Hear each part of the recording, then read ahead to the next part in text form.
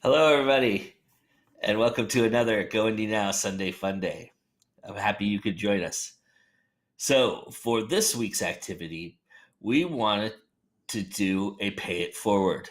And basically, what we mean by that is as indie artists, we know that we drive our own promotions. So, for one day, I want you to take your favorite indie artist and their favorite work and promote it like it was your own. So basically, doing a tweet, a unique Instagram post, a unique Facebook post, going Facebook Live, and announcing that you've done all this, and of course here on YouTube, talk about why you chose this particular artist and this particular work to promote. So, in the spirit of that, Go Indie Now is going to promote Mr. Jason Greenside's Distant Sound of Violence. It's a book, a coming of age story of a 15-year-old boys who meet under auspicious circumstances and become somewhat reluctant friends. And they then have to do something that they probably don't want to do, but end up doing it. And it changes the course of their lives forever, at least. It's a very awesome read. It is probably my favorite indie book I've ever read. Um, it is very much like The Outsiders. It takes place in the streets of London, so there's a lot of slang and interesting words to get through. But once you get into it's almost seamless. It doesn't feel like you're sludging along with trying to figure out the dialogue. In fact, it's the polar opposite. It really enhances what you're reading. And this book, I can't say enough great things about it. Mr. Greenside's hit it out of the park. It's a masterpiece in my opinion, and it's what our generation is kind of clamoring for right now. We're trying to hold on to something that is really special, and this is the book, in my opinion. So again, it's The Distant Sound of Violence by Jason Greensides. Greensides will be hosting Sunday's live panel discussion, which is coming up here in a few hours. Why don't we do this? I'm going to just randomly open here and I'll read a little bit. Nathan, Dwayne, and Courtney were loitering outside St. Mary's Hospital when I arrived, talking in hushed tones, like a group of conspirators or mourners at a funeral. No one said anything to me as I approached. Nathan simply led us inside, following the signs for the surgical unit. The dull moan of the injured and murmur of the visitors and staff were punctuated by the squeak of trainers, of 4 teenage kids walking the corridors with both purpose and reluctance. Reaching the surgical unit, Nathan approached the nurse behind the desk, an Asian woman with a light complexion, wearing a chador, and asked to see Fahad Candela. She gave him a stern look. What is your relation to Mr. Candela? His brother? She took us in turn, apparently not taken by Nathan's dubious claim. His brother.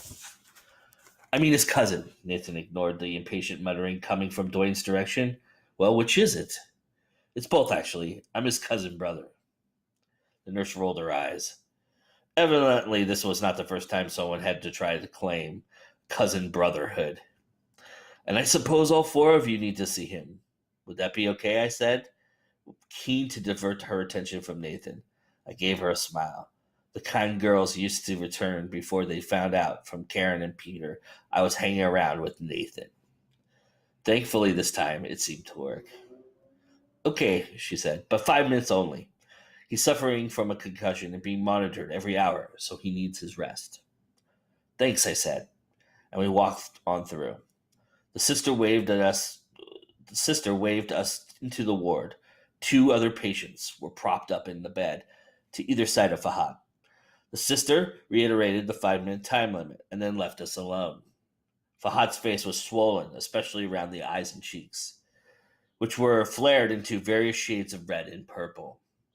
We stood muted as Fahad explained, his words garbled from the painkillers and exhaustion.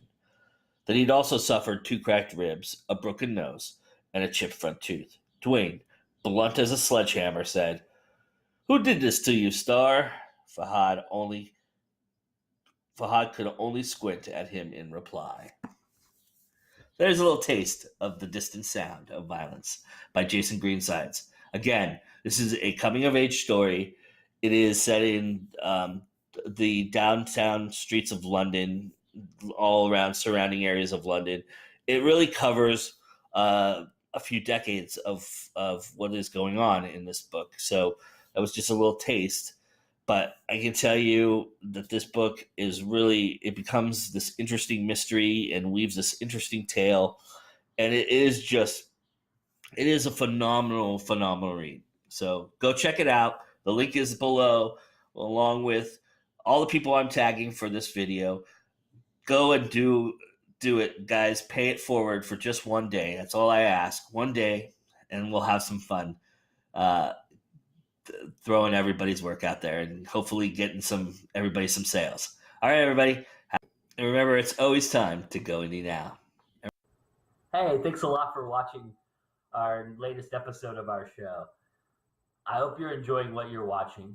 And if you are, it would be really great if you could please like the video, share it, comment. It really helps us out. It gets us seen. It gets all these indie artists seen. And it's really an important thing for the YouTube community. So please, definitely like, share, comment the video that you just watched and any video that we produce. We always welcome feedback, and we always welcome the community to share what we're doing. It's really awesome, and that you guys are a part of this and helping us out.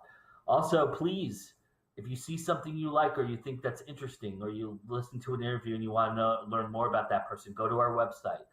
Our website link is going to be right here on this video.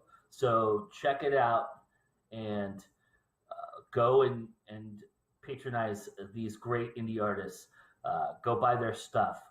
We have all the links to everything you could buy from them on our website. You can also go to their website and sign up for their newsletters, sign up for their blogs, and help get the word out about all of them.